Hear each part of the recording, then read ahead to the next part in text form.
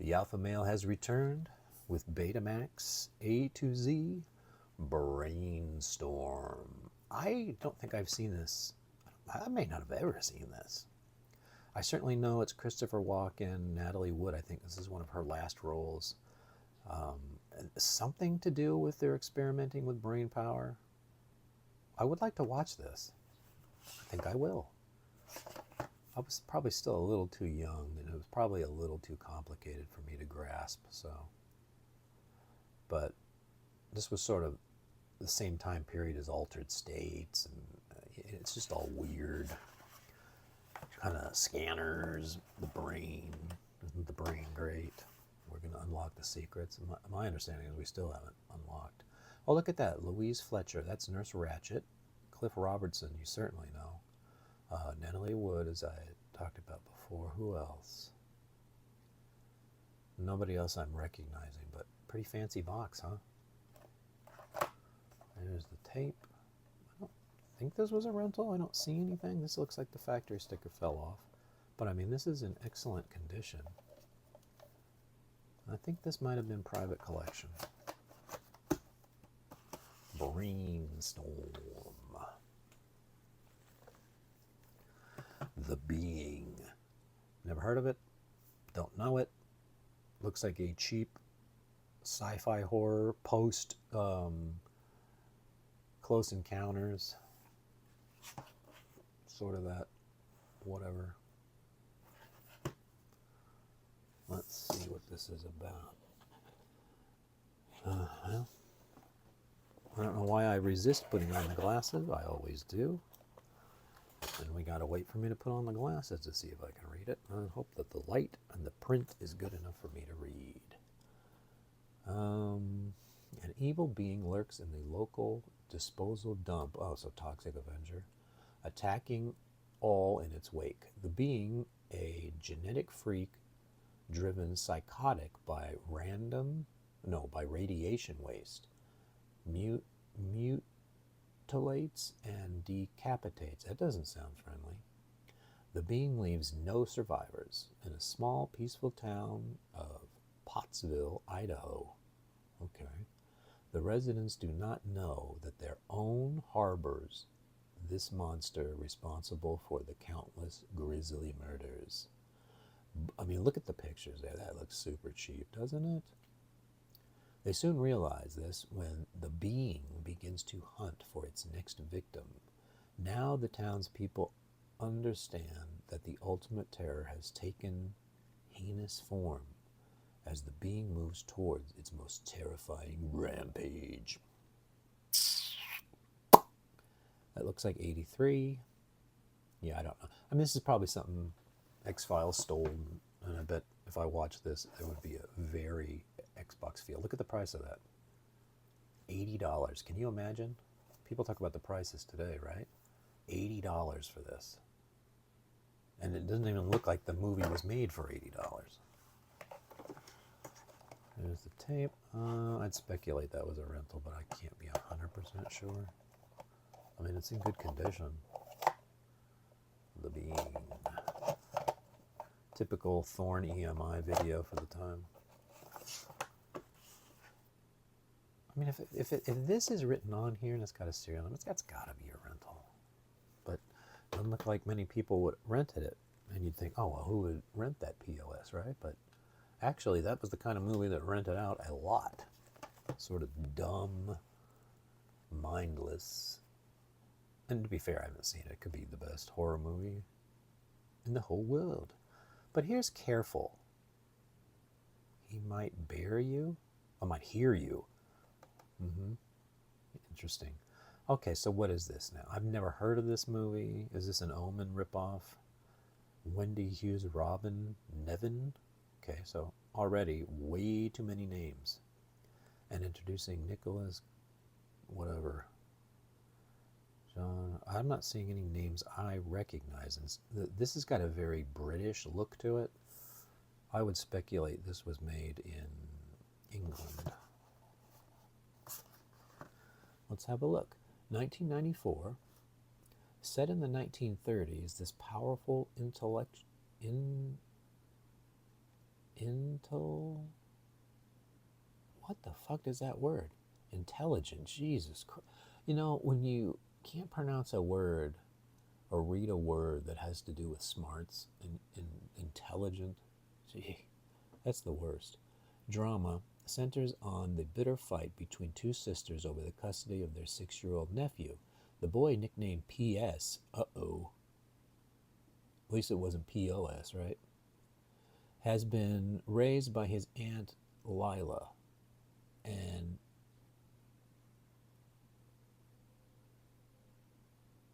oh, these words. An asthmatic suburban housewife?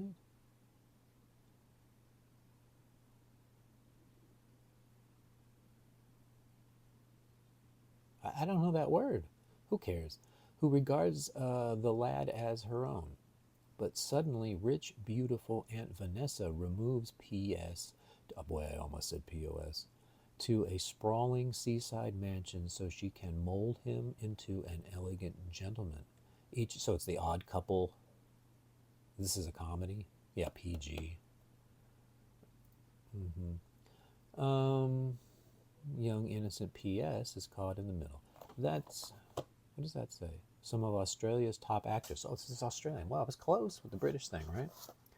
I don't know. I mean, I'd watch it, I guess. But I mean, look at the condition this is in, right? So this would have been, during this time period, the wife would go into the video store and try to get everybody to go along with this movie. And by the looks of this tape, very few said, all right, we'll watch it.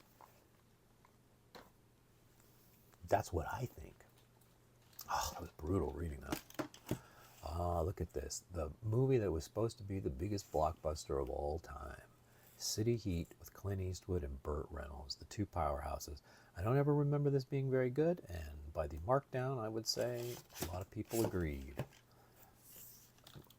This was sort of, even though this was some of his serious phase, this almost had a feel like Any Which Way But Loose with the monkey, but then they tried to be more serious too.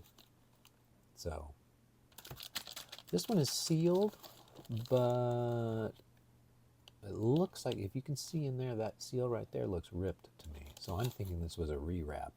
So it was probably rented and then wrapped for sale, and then the guy who bought it never opened it. Oh, big bad mama. This is your mama. Big bad mama. Angie Dickinson, William Shatner, Tom Skerritt. Where has this movie been all my life? Big Bad Mama. Gotta watch this. I had a friend of mine who would probably like to watch this too. Ooh, look at how fancy.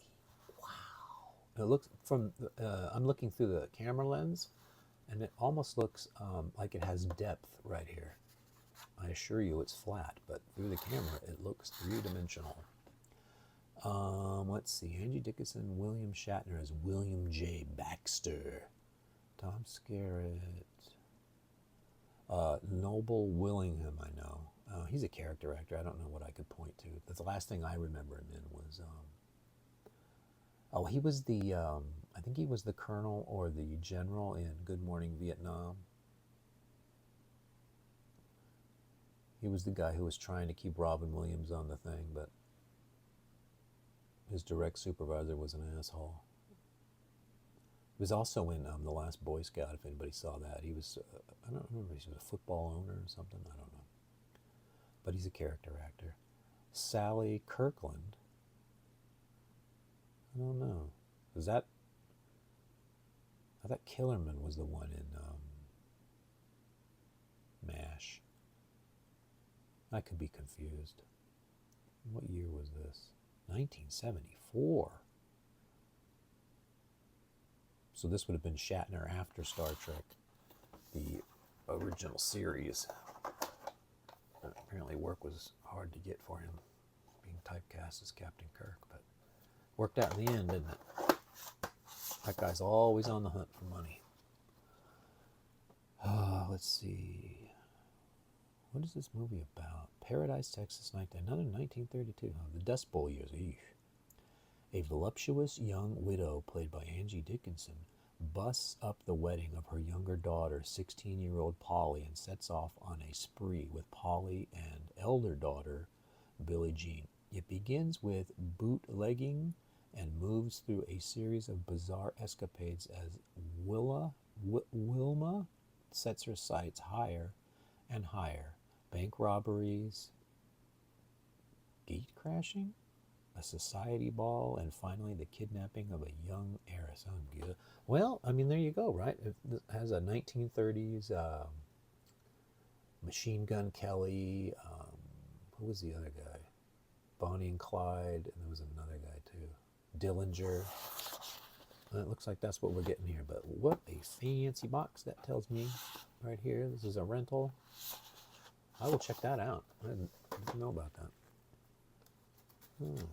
I gotta be careful with this stack here. It wants to fall now. If you hear a big crash, that's it. All right, is there anything more 80s than Duran Duran Sing Blue Silver? Big tour from 83 to 84. They filmed it, put it all in together, a nice little package, and here it is.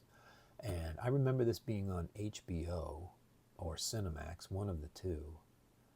And then when they put the video out, so it was edited down to be an hour for Cinemax. And then when you got this, it was a whole extra half hour in there. Sort of the teaser. So the big fan would have to pay up to get the tape. I like the longer version too, I gotta tell you. Some fun stuff. I mean, look, I don't think this was ever a rental. Looks like it's in perfect condition. Watched one or two times. Duran Duran, Sing Blue Silver. Boy, I got a real house of cards over here now. Oh, and look who's back. Some more Duran Duran. This was the video album. They had a bunch of music videos, and then they stitched them all together to make sort of an incoherent story with the videos. So they did some filming to sort of stitch it together. That's the Is There Something I Should Know period, so I would assume it's going to end with that. And this, I think, holds all of the videos up until then. Yeah, Is There Something I Should Know is the last one. So they show them out of order, of course, because there's Rio, and it's supposed to be Planet Earth. And then Lonely in Your Nightmares, Careless Memories, My Own Way, Hungry Like the Wolf, Night Boat. Gotta watch Night Boat, it's fun. The racy version of Girls Unfilmed, Save a Prayer, The Chauffeur, and Is There Something I Should Know? Fun stuff. There wasn't one person that didn't either rent this or owned this that I knew. Everybody had this. I mean, everybody. I don't know how many they sold, but according to my understanding, a lot. Okay, Double Trouble. This is obviously a rental. Music Plus is back. Let's see what year this is, because I don't know. I mean, when I see Double Trouble, I'm thinking Twins or something like that, right? 1968, I think that says. 62? So I don't know a thing about it. Rental. Well, that'll be a nice movie to figure out what it is. Sometimes it's nice to have a movie like that where it's a complete blind buy. Got this in a lot, so I didn't pick it out, but could be something good there. The one that's so hard to find, even today, I don't know why. Cocoon. Steve Guttenberg. Very big popular movie of the day. I don't know why this thing disappeared, but it's essentially about aliens and the Fountain of Youth. We got Wilford Brimley too. Before I got diabetes. Rental, cracked, through the mill. Very hard to find this movie. It must be some kind of rights issue I don't understand. Not only is it hard to find this movie, it's hard to put the movie back in its box. What's going on? Why don't you want to go in there? There it goes. Always off camera, it'll behave. And the last one for today, the Combat Academy. there's Bull from Night Court, Cliff Clavin, Jamie Farr from MASH, Sherman Hemsley from Jeffersons, Dick Van Patten from Eight is Enough. There's, can't remember his name, but he's the doctor on the Love Boat. And I can't tell who that is. You can see the words Police Academy up there in Bachelor Party, so you know what audience they're going for. Definitely a rental.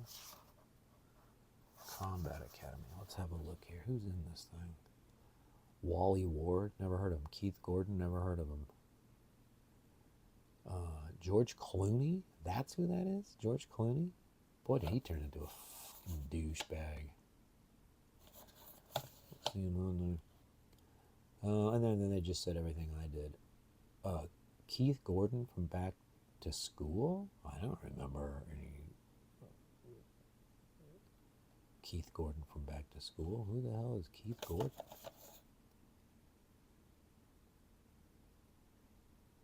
Well, oh, maybe Keith Gordon is the kid? Is that from Christine and he was the main kid in that? Guess that's possible. No, that's not it. Who is the female there?